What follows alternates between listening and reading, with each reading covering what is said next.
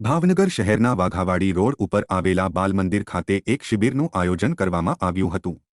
બાલમંદિરમાં 26 જેટલી શિક્ષિકાઓ દ્વારા વ્યવસ્થા ગોઠવવામાં આવી હતી। ભાવનગરની ઘરશાળા બાલમંદિરમાં બાળગીત શિબિરનું આયોજન કરવામાં આવ્યું હતું।